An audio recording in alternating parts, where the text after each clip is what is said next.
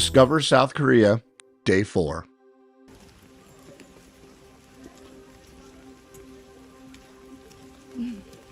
If you're planning on participating or running an EF Tours trip to South Korea, or you just want to go there on your own, this video series is for you. I'm Mike Dalton, and this is Dalton's Detours. Day 4 of our trip will be spent in Gyeongju. It was the imperial capital for almost a millennium and is home to South Korea's richest collection of historical buildings. There are royal tombs and palaces, and temples and pagodas. It is a chance to see ancient Korea and a bit more of the countryside.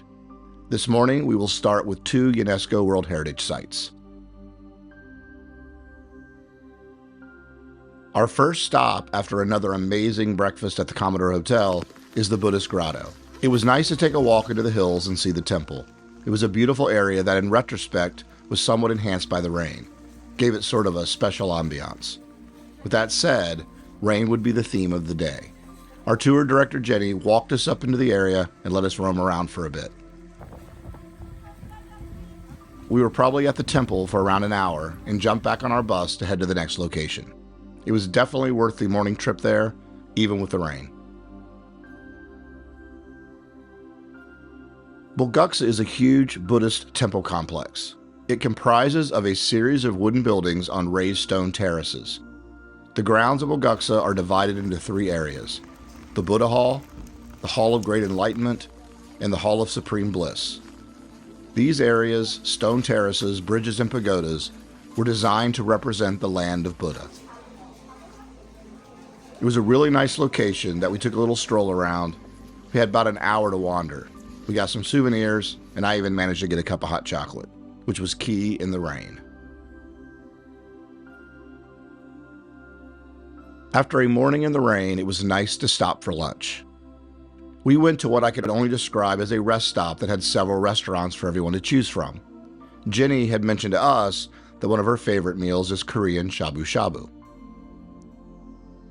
This consists of a hot pot in the middle of the table with broth. You add vegetables, ramen, and anything else you want in it, and then you add thin slices of meat that cook really quickly. It's a little bit spicier than its Japanese counterpart. This place was buffet style and very crowded when we arrived, and it was well worth it. We got plenty of food, it was warm and dry, that was all a bonus.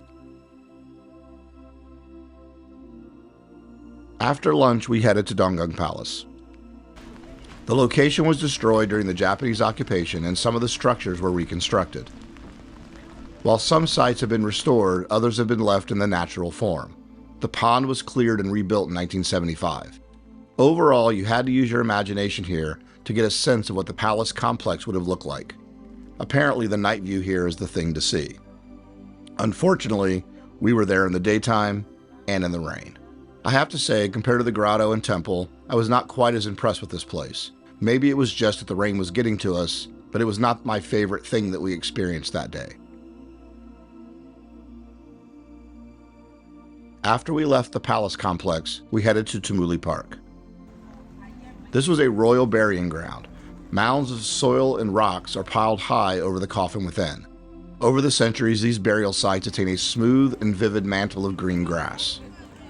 We got a chance to go into one of the mounds where they had created a small museum. After that, a stroll through the park. It was very scenic. Definitely a beautiful place and worth going to. Our final stop of the day was the Stargazing Tower. I have to admit, at this point, I don't think any of us wanted to see this tower, but this wasn't enough to entertain us at this rain-soaked point in the early evening. We were done. And I'm assuming this is the final stop because it is right next to the town. Because when Jenny said that we had an hour here, I thought I was going to cry. My feet were soaked through, and I was just really tired of seeing old things. I just wanted to be someplace dry and warm. Luckily, in our free time, as the kids were shopping, the chaperones found a really cool little coffee shop off the beaten path. Phenomenal place. Nothing like a hot caramel macchiato, just at the right time. It was as if the travel gods knew that we needed a nice hot meal and a great place for dinner. And we got just that. We had a bulgogi hot pot. It was a Korean beef hot pot dish with marinated bulgogi meat a variety of vegetables, and glass noodles in a savory and slightly sweet broth. Included is an overwhelming amount of banchan, or side plates, and rice. The dinner was not only tasty, the service was one of the best on the trip. The entire experience was enjoyable.